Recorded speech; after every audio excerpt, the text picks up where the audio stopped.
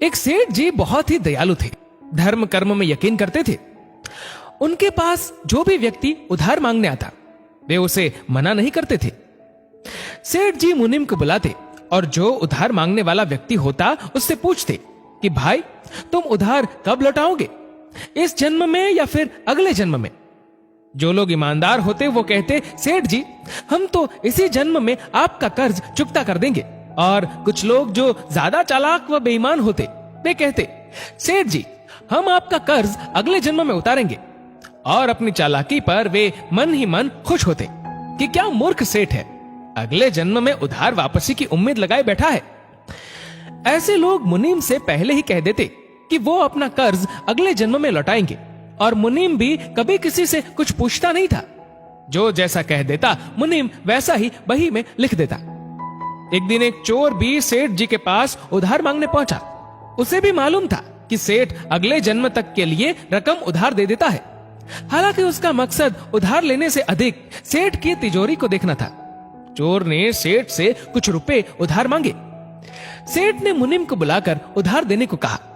मुनीम ने चोर से पूछा भाई इस जन्म में लौटाओगे या अगले जन्म में।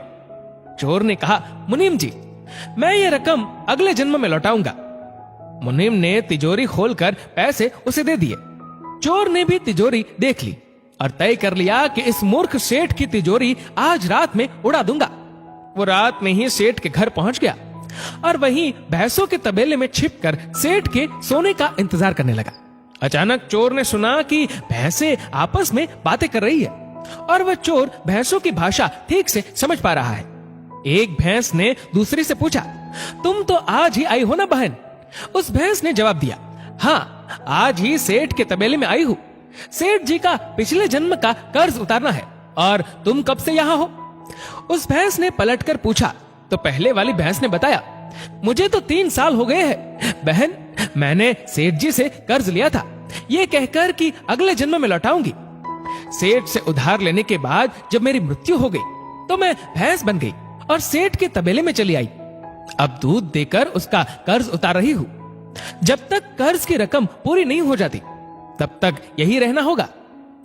चोर ने जब उन भैंसों की बातें सुनी तो उसके होश उड़ गए और वहां बंधी भैंसों की ओर देखने लगा।